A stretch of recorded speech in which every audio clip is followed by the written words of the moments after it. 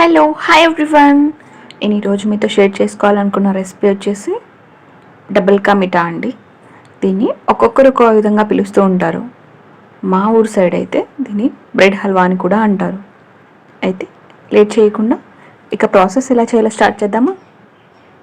అయితే ముందుగా bread slices ఉంటాయి కదా, వాటిని 4 పీసెస్ లాగా కట్ చేసుకోవాలి. దానిలో ఉన్న బ్రౌన్ పార్ట్ మొత్తం తీసేసి కట్ చేసుకోవాలండి. అయితే ఆ బ్రౌన్ పార్ట్ వేస్ట్ అయిపోతుందని కంగారు పడాల్సిన అవసరం ఏమీ లేదు. వాటితో మనం బ్రెడ్ క్రమ్స్ కూడా ప్రిపేర్ చేసుకోవచ్చు. నేనైతే వాటర్ మెలన్ సీడ్స్, కిస్మిస్, గోడంబి అలాగే బాదం యూజ్ చేస్తున్నానండి. మీకు నచ్చిన డ్రై ఫ్రూట్స్ మీరు యూజ్ చేసుకోవచ్చు.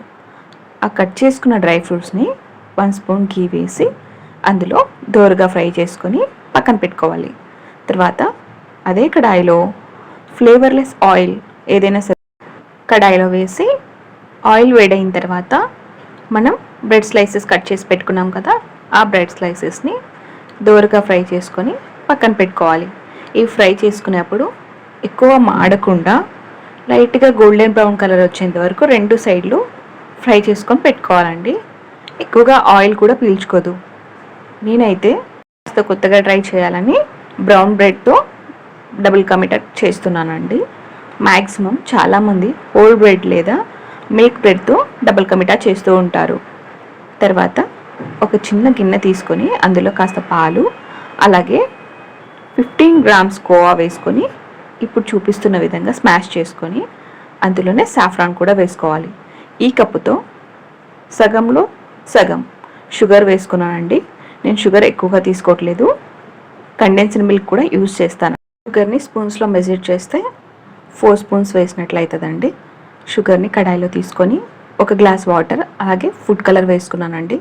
ఫుడ్ కలర్ పూర్తిగా ఆప్షనల్.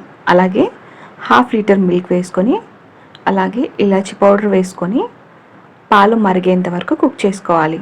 పాలు బాగా మరిగిన తర్వాత మనం ఫ్రై చేసి పెట్టుకున్నాం కదా, ఆ బ్రెడ్ స్లైసెస్ని వేసి ఒక 5 మినిట్స్ వరకు కుక్ చేసుకొని మనం మిల్క్లో కోవా వేసుకొని కలిపెట్టుకున్నాం కదా, ఆ కోవాని ఒకేసారి మొత్తం వేయకుండా కొంచెం కొంచెం స్ప్రెడ్ చేసుకుంటూ పాలని ఉడకబెట్టుకుంటూ ఉండాలండి. తర్వాత ఒక 5 మినిట్స్ వరకు మూత పెట్టి మళ్ళీ మూత తీసిన తర్వాత కాస్త కోవా వేసి కుక్ చేసుకోవాలి.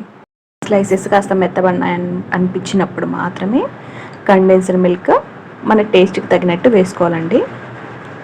తర్వాత మనం ముందుగా ఫ్రై చేసి పెట్టుకున్న డ్రై ఫ్రూట్స్ మొత్తం గార్నిష్ చేసి కోవా మొత్తం అందులో వేసేసి ఒక 2 మినిట్స్ వరకు కుక్ చేసుకొని లాస్ట్లో కాస్త ఇలాచీ పౌడర్ వేసుకొని స్టవ్ బంద్ చేసి కాసేపు మూత మూసి ఒక 10 మినిట్స్ తర్వాత సర్వ్ చేసుకుంటే చాలా టేస్టీగా ఉంటుందండి. ఒకసారి మీరు కూడా ట్రై చేసి ఎలా వచ్చిందో నాకు కమెంట్ చేయండి. అలాగే నా కంటెంట్ నచ్చినట్టయితే నా ఛానల్ని సబ్స్క్రైబ్ చేసి పక్కనే ఉన్న బెల్ ఐకాన్ని ట్యాప్ చేయండి.